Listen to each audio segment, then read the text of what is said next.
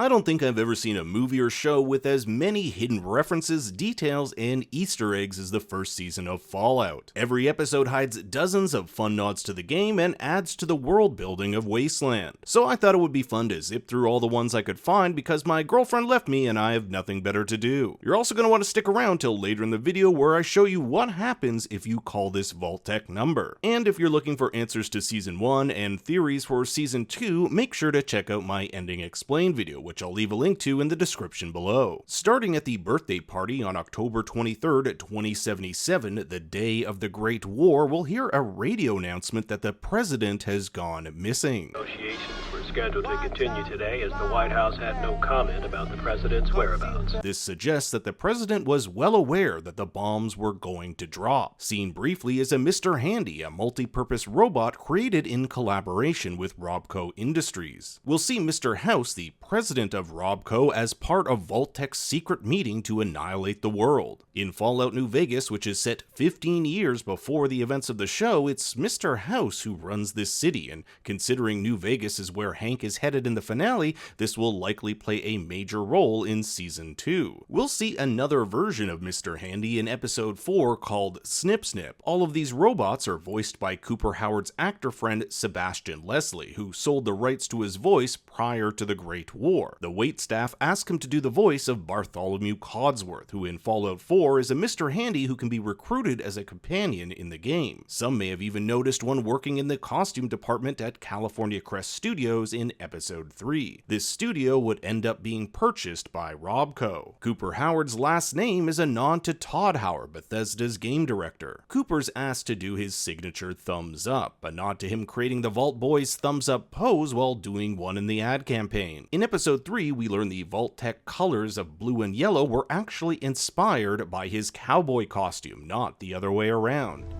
They even made it in your color. On the television, we'll see a brief ad for Nuka-Cola, Sugar Bomb cereal, and Grognak the Barbarian. Nuka-Cola can be seen all over the wasteland, such as this sign in Philly, inside Vault 32, at an abandoned gas station, a factory, a Nuka-Cola machine thrown by Maximus, and even the Hollywood sign is sponsored by them. The Nuka-Cola bottle caps are used as currency in the Fallout universe. In Episode 7, we'll see how there's some sort of scandal with the company as they've had to walk back the new Nuka flavor. Speaking of soda, we also have the Sunset Sarsaparilla. I always have trouble saying that. It's actually older than Nuka-Cola, having been founded in 1918. We'll see a truck bearing its logo in Episode 3 and a billboard of it in Episode 8. Fun fact, this drink was known to cause nausea and diarrhea. Sugar Bomb cereal can actually be found alongside other iconic Fallout foods in Max's gift basket in Episode 6, which includes Blamco mac and cheese, Fancy Lad snack cakes, Cram, a spoof on Spam, and Yum Yum deviled eggs. Max will find a package for Yum Yum in Episode 3, and Roger talks about how he loved Blamco mac and cheese. I do love this ad for Grognak the Barbarian, which are a series of comics found in Fallout 4 based on Conan the Barbarian. My favorite of which is Grognak in the Lair of the Virgin Eater. You can even catch one of these comics on the counter at Ma June's. A little detail that's easy to miss, but one of the dads says that Cooper's doing children's birthday parties to pay alimony, which suggests he had a very public and perhaps messy divorce with his wife Barb. There's a fun Vault-Tec billboard as Cooper and Janie run from the nuclear blasts. When first introduced to Lucy McLean, she lists her set of skills, including strength, agility, and intelligence, which all happen to be character attributes of the special system found in the game. You can briefly see a special poster by Norm's computer in Episode 4. In the classroom of Vault 33, we'll see the year 1969 on the chalkboard, denoting the year the 13 Commonwealths were established. It's in the vault we'll get our first glimpse of a Pip-Boy bobblehead. In Fallout 3, you can use these hidden bobbleheads to unlock new skills and stat boosts. 2 more of them can be found in Ma June's shop in Philly. Lucy's wedding dress has a list of all the women who used it before her, including Stephanie Harper, her friend, who is actually one of Bud's buds, whose cryogenic chamber can be found in Vault 31. Overseer Hank mentions that Lucy's mom died to something called blight, which in Fallout 76 is a condition that gives -1 to all special stats. Lucy's raider husband Monty is a character named after a raider mentioned in Fallout 4. He had a ruined house in Malden where his wife tripped and broke her neck while sleepwalking. After being stabbed by said husband, Lucy uses a stim pack. These are used in-game to recover HP, and it's also what the ghoul will use to heal the German Shepherd CX-404. German Shepherds are seen all throughout the Fallout games, and the ghoul calls them dog meat just like in them. We'll see one of the raiders use this inhalant filled with jet, a highly addictive chem that gives the user a rush of strength and energy. It's extracted using the fumes from Brahmin dung. These two-headed beasts we'll see throughout the land. When Vault's 33 Telesonic projector breaks down, we'll get the iconic "Please stand by" prompt found in the games. Outside the vault with the Brotherhood of Steel, we'll see two types of aircraft, the smaller called the Vertibird and a bigger giant aircraft called the Caswenen, based off Fallout 4's Pridewind. And of course, who can forget the Brotherhood's T-60 power armor, created by Westech in conjunction with the US government.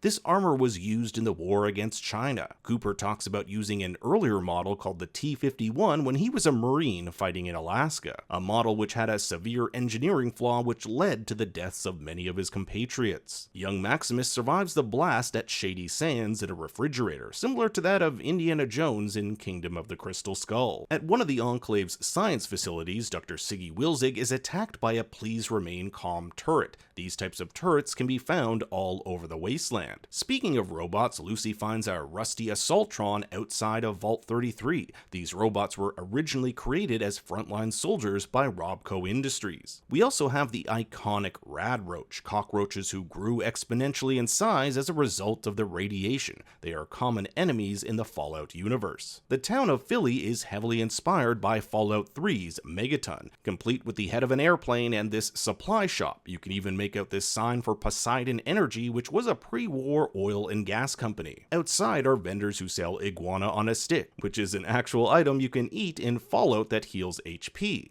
Knight Titus is attacked by a radioactive bear, commonly referred to as a Yao Guai in Fallout 4. During the ghouls' assault on Philly, slow motion is implemented to mimic that of the VAT system in the games, where the player can slow down time to aim at their enemies. This appears to be some sort of Russian satellite. Remains of different satellites are not uncommon in the games. The teddy bear Doc uses to train Dogmeat is a Mr. Cuddles from the game. In Ma Jun's shop, we can make out a wasteland survival guide, which can be found in Fallout 4 and New Vegas, providing information on medicine locations and various creatures. Ma Jun even has packs of Big Boss and Grey Tortoise cigarettes, two popular pre-war brands. Barv here, great name by the way, enjoys some delicious Prospector irradiated beans, a common item in Fallout that regains health. If you look in the back here, you can see an ad featuring Mr. Handy for Abraxo Cleaner, which is a crafting material found in the games. We'll even find some in Episode 4's supermarket. If you've got a clog that's full of muck, trust Abraxo draining fluid to get it unstuck. This amphibious creature we see in Episode 3 is a gulper, which can be found in both Fallout 76 and Fallout 4's DLC, Far Harbor. One of Cooper's ads for Vault-Tec is shot at California Crest Studios. We'll see a rundown tour bus for it here, and in-game the parts of the studio which survived were repurposed by the new California Republic as a propaganda facility. This is kind of obvious, but we'll get it out of the way, but all our Vault dwellers wear these Pip-Boy devices, which in the game serve various functions from detecting radiation, navigation, and inventory. I love the destroyed donut shop here. In the games, there are these shops you can go to called Slocum Joe's Donuts. The show also contains a lot of references to real-life locations, such as Santa Monica Pier, Hollywood Boulevard, LAX, and the Griffith Observatory. Episode 4's Super Duper Mart comes from a long line of chains predating the Great War, and many such locations can be found in Fallout 3, 4, and 76. On one of the tables at Super Duper Mart, we'll even see some Radaway, a consumable item to remove radiation particles from the user. Lucy will later be administered some to fight off the radiation she got from drinking contaminated water. Check out the name on this intercom, LGJG, another pre-war company that was most commonly known for its locks. And who can forget Wonder Glue, seen here on the desk of the overseer of Vault 32. The computer interfaces found in the vaults are just like the game, manufactured by Robco Industries. They even have the same hacking capabilities where you can guess the password. Here we can see at Radiation King Television, one of America's most popular brands of radio and television prior to the Great War. In episode 7, we'll see one of their go-to radios. At the end of episode 4, we'll see the Ghoul watching The Man from Deadhorse, a film we saw him shoot at the beginning of episode 3. This is recorded on what's called a holotape in the Fallout universe. The denizens of Vault 33 hold elections, but the same isn't true of the other vaults. Some have dictatorships or are run by ruthless AI. I hope in later seasons we'll get to see more of these vaults. Right beside Snip Snip at the Super Duper Mart are bottles of Day Tripper. In the game, this drug increases the user's charisma and luck by 3 points while decreasing strength by 2 points. In the show, we get to see these fusion cores, which not only power the T-60s, but all sorts of other things. When Norm uncovers the list of previous overseers, there's one name in particular I want you to remember: George Yaffe. He was overseer from 2121 to 2125, and we've actually met him before. He's one of the Vault-Tec employees overseeing Cooper's ad campaign in episode 3. The city of Shady Sands is also taken directly from the game. It was considered the first capital of the new California Republic and was destroyed on the orders of Hank McLean sometime in the 2280s. While Max and Lucy make their way to Shady Sands, you can see a billboard for Horizon Airlines. Many of its aircraft can be found destroyed in the wasteland. Visiting the refurbished Vault 32, you can see this plastic pink flamingo, and I just thought it was interesting the Gulper vomits one up in episode 3. At the beginning of episode 6, we'll see Cooper's special broadcast for Vault-Tec presented by Galaxy News, the largest pre-war media company in America. Now, I went ahead and called this Vault-Tec number, obviously because I'm interested in purchasing a slot, and this is what you get.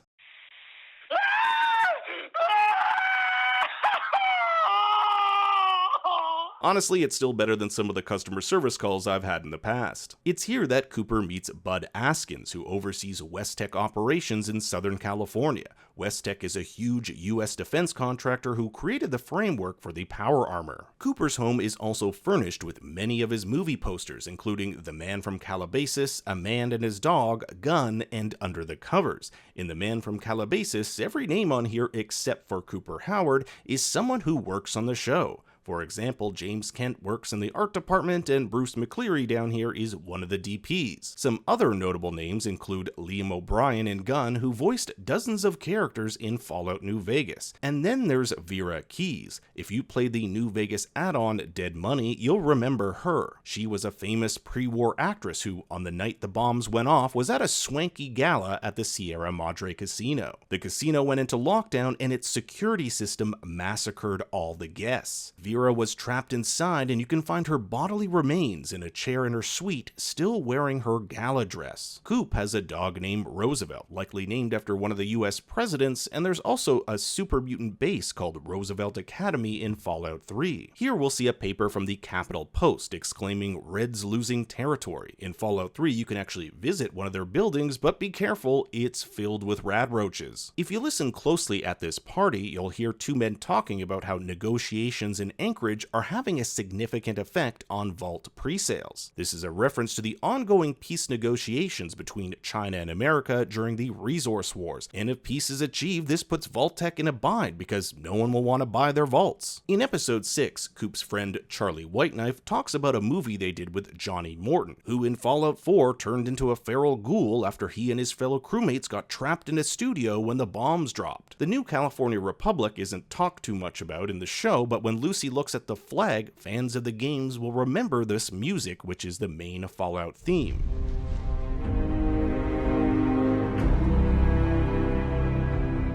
At first, when Cooper shows up to attend a radical leftist meeting at the Hollywood Forever Cemetery, I thought this place was a made-up location for the show, but it's actually a real cemetery in Hollywood. In episode 7, we'll see him at the ruins of this cemetery with the Hollywood Forever sign in the background. One thing season 1 left out are the appearance of super mutants. However, there are two small clues that hint we'll be seeing more of these guys. In episode 2, we'll see the hand of one at the Enclave where experiments were likely performed on it. And in episode Episode 6 will see a wanted poster for one. The beginning of Episode 7 sees two men wearing NCR Ranger combat armor, like that found on the cover of New Vegas. These will end up being the father and son lead farmers the ghoul takes care of. I love the Red Rocket gas station, which is an almost exact replica of the one found in Fallout 4. Even the cost of the coolant is the same. Fun fact, before the war, the employees here won the Trash Busters Award for greatest year-to-year waste reduction by a single store, with the company not knowing that the employees were actually dumping their toxic waste in a cave located beneath the station. In a flashback, we can see Coop reading a Tesla magazine, which in Fallout 4 gives the player a level of the Tesla science perk, making energy weapons inflict plus 5% critical damage. DJ Carl spins the best in fiddle music at the KPSS radio station, which is a bit similar to Agatha in Fallout 3,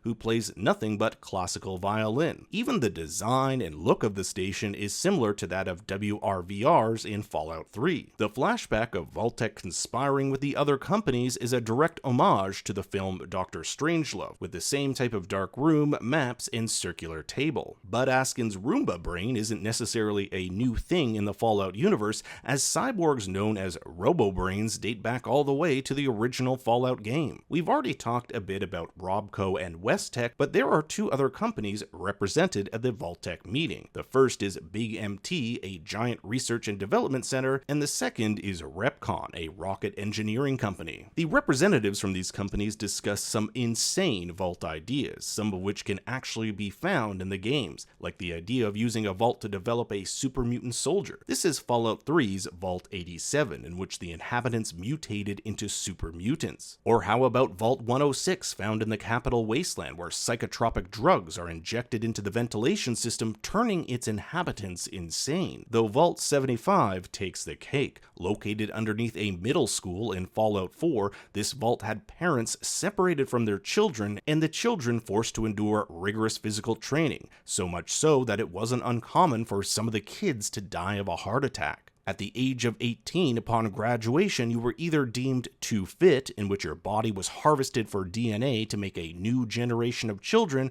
or unfit, in which you were subsequently killed. The only way you survived down here was if you were smart enough to join the science and research team. Barb here says the iconic line, "War never changes." It was used in the first Fallout game and subsequently in every version afterward, with the prologue of Fallout 4 even named after it. After the fusion reactor is activated, you can see a nice GG or good game reference on one of the monitors. The code Hank uses to activate the cold fusion reactor is the release date of the original Fallout game. The monster skull Hank passes upon arriving to New Vegas is that of a vicious Deathclaw. Speaking of New Vegas, we get our first glimpse of it, and the two buildings I want to take note of are the Space Needle here, which is the Lucky 38 Casino, and this one over here, which appears to be the Ultra Lux Casino. So those are all the little Easter eggs and hidden details I found in Season 1. Did I miss any? Let me know in the comments below and what some of your favorites were. Thanks for watching, be sure to like and subscribe,